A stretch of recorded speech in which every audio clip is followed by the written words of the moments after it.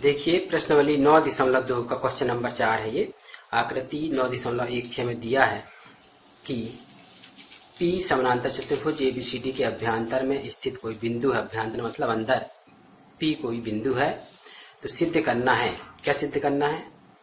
APB का क्षेत्रफल, चित्र में देखते हैं APB का क्षेत्रफल प्लस PCD का क्षेत्रफल, PCD का क्षेत्रफल, इसका क्षेत्रफल इसका क्षेत्रफल बराबर 1/2 ABCD का क्षेत्रफल होना चाहिए। ये सिद्ध करना है। दूसरा पॉइंट, APD का क्षेत्रफल, APD का क्षेत्रफल धन PBC का क्षेत्रफल, PB ये इसका और इसका क्षेत्रफल का योग इसके और इसके क्षेत्रफल के योग के बराबर होता है। ये पॉइंट आपको ध्यान में रखना है और इसके अनुसार सिद्ध करना है। देखिए हम यहाँ पे क्या करेंगे कि AB या BC के समानांतर एक रेखा यहाँ से खींच देते हैं, जिससे एक ही आधार वाले चतुर्भुज और त्रिभुज का निर्माण हो जाएगा। यहाँ से देखिए AB आधार पे ये एक त्रिभुज है और इसी से ये एक चतुर्भुज का निर्माण हुआ है। इसी प्रकार नीचे भी CPD त्रिभुज है और उससे ये चतुर्भुज एक ही आधार पे हैं। समानांतर रेखाओं AB और CD के बीच बन रहा है। इसी प्रकार हम दूसरी समानांतर रेखा खींचेंगे यहाँ से, ये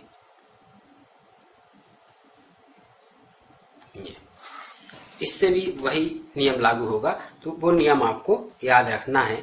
तो कहाँ से स्टार्ट करेंगे? देखिए हम लिखेंगे हम यहाँ पे कि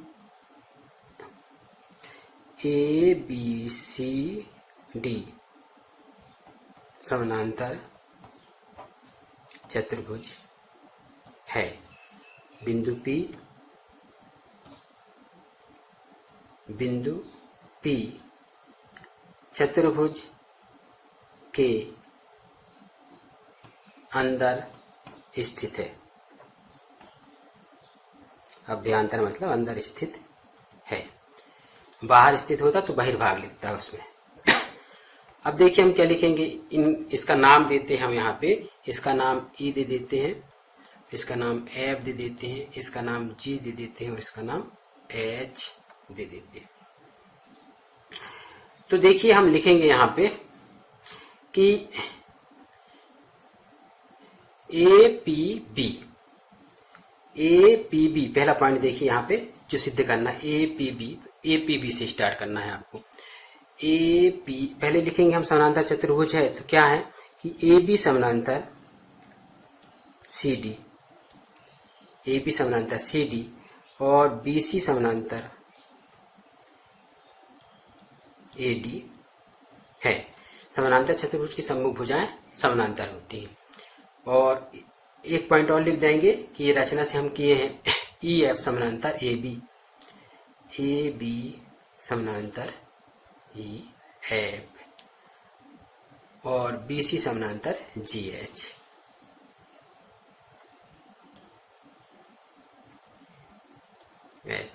ये खींचा। अब देखिए त्रिभुज APB और चतुर्भुज AEBF ये एक ही आधार AB पर बन रहे हैं और समानांतर भुजाएं AB और EF के बीच बन रहे हैं। तो इस त्रिभुज का क्षेत्रफल इस चतुर्भुज के क्षेत्रफल का आधा होगा। यही पॉइंट हम यहाँ से निकालते हैं। तो लिखेंगे हम त्रिभुज APB का क्षेत्रफल बराबर 1/2 चतुर्भुज ABEF का क्षेत्रफल, ABEF का क्षेत्रफल। ये पहला समीकरण बन गया। एक ही आधार और एक ही समानांतर भुजाओं के बीच बनने वाले त्रिभुज और चतुर्भुज है। इसी प्रकार दूसरा लेंगे PCD मतलब नीचे वाले में। तो जो आधार CD पर बन रहा है, तो हम लिखेंगे त्रिभुज PCD का क्षेत्रफल बराबर 1/2 चतुर्भुज CFED का क्षेत्रफल, CFED एफ ई डी, ये समीकरण 2।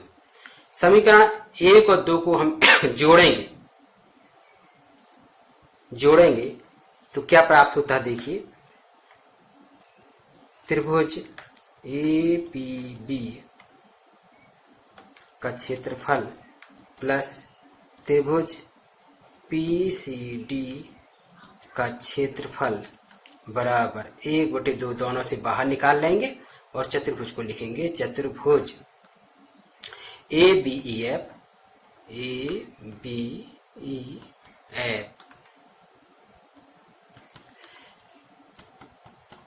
धन चतुर्भुज सी एफ ई डी का क्षेत्रफल। ये दोनों को जोड़ेंगे तो देखिए क्या होता है, इन दोनों को जोड़ेंगे तो पहला पॉइंट आ जाएगा हमारे पास कि त्रिभुज ए पी बी का क्षेत्रफल प्लस त्रिभुज पी सी डी का क्षेत्रफल बराबर 1/2। इन दोनों को हम जोड़ देंगे, देखिए ये ऊपर वाला चतुर्भुज और नीचे वाले चतुर्भुज को जोड़ेंगे तो ए बी सी डी बन जाएगा। चतुर्भुज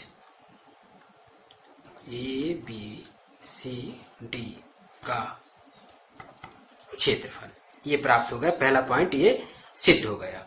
अब दूसरा पॉइंट सिद्ध करने के लिए आगे देखते हैं। देखिए अगला पॉइंट निकालने के लिए हम क्या करेंगे, बीसी के समानांतर एच जी है, बीसी समानांतर एच जी है। तो देखिए यहां पे देखिए आधार लेते हैं हम बीसी, एक आधार है किसका, त्रिभुज सी पी बी और चतुर्भुज सी बी जी एच का एक ही आधार पे बन रहा है, तो इसका जो क्षेत्रफल है त्रिभुज का क्षेत्रफल इस चतुर्भुज क्षेत्रफल का आधा होगा। इसी पॉइंट को लिखेंगे हम। यहाँ एक पॉइंट डाल सकते हैं हम कि आधार बी सी में त्रिभुज कौन सा बन रहा है, सी पी बी या सी बी सी पी और चतुर्भुज कौन सा है, C B C H G, B C H G है, एक ही आधार पे है। तो त्रिभुज का क्षेत्रफल क्या होगा, त्रिभुज का क्षेत्रफल लिखते हैं त्रिभुज बी पी सी या बी सी पी का क्षेत्रफल बराबर 1/2 चतुर्भुज बी सी एच जी का क्षेत्रफल, एक ही आधार पे बनने वाले त्रिभुज और चतुर्भुज है। ये तीसरा समीकरण हो गया। इसी प्रकार इस साइड लेंगे हम, ये जो त्रिभुज बना है ए पी डी, आधार कौन से, ए डी आधार पे, आधार ए डी में त्रिभुज कौन सा बन रहा है, ए पी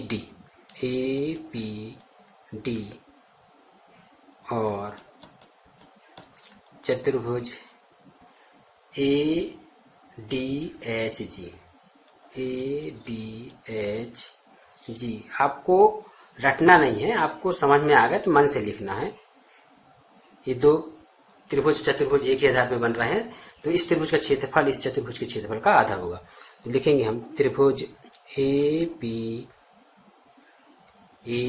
डी का क्षेत्रफल बराबर 1/2 चतुर्भुज ए डी एच जी का क्षेत्रफल। ये नियम मालूम होना चाहिए, एक ही आधार पे बनते हैं तो त्रिभुज का क्षेत्रफल उस चतुर्भुज के क्षेत्रफल का आधा होता है, ये नियम के अंतर्गत आता है। तो एक ही आधार नियम से यहाँ लिख सकते हैं हम आधार नियम से। अब देखिए ये समीकरण 4 हो गया। समीकरण 3 और 4 को हम जोड़ देते हैं तो क्या पाते हैं हम यहाँ पे देखिए, त्रिभुज BCP का क्षेत्रफल धन, इसको लिखते हैं त्रिभुज APD का क्षेत्रफल बराबर 1/2 बाहर निकाल लेते हैं और इसको लिखेंगे हम चतुर्भुज BCHG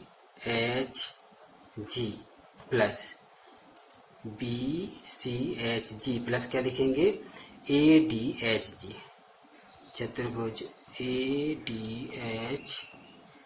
ये समीकरण 1 और 2 को हम जोड़ दिए, 3 और 4 को जोड़ दिए।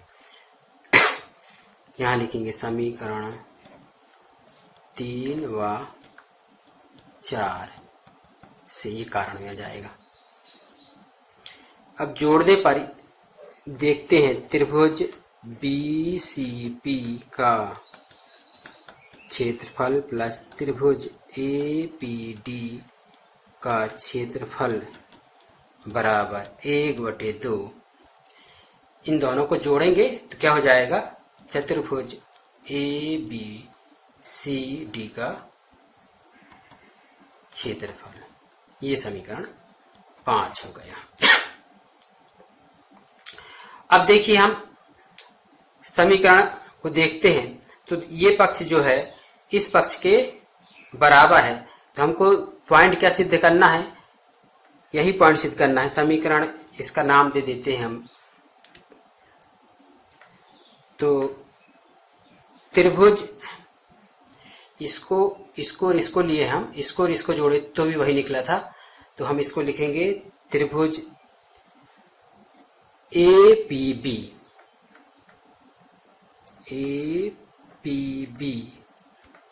का क्षेत्रफल प्लस त्रिभुज CPD का क्षेत्रफल बराबर, दोनों पक्षों में 1/2 ABCD आया है, दोनों समीकरण से जो निकाले हैं 2 और 3 से निकाले थे, और ये 1 और 2 से निकाले से, और 3 और 4 से निकाले। दोनों पक्ष इक्वल हैं तो ये पक्ष भी इक्वल हो जाएंगे, तो ये पक्ष को लिख रहे हैं। देखिए हम त्रिभुज BCP का क्षेत्रफल बराबर त्रिभुज, नहीं यहाँ धन आएगा, धन त्रिभुज APD का क्षेत्रफल। ये सिद्ध हो गया, यही पॉइंट आपको दूसरा पॉइंट सिद्ध हो गया।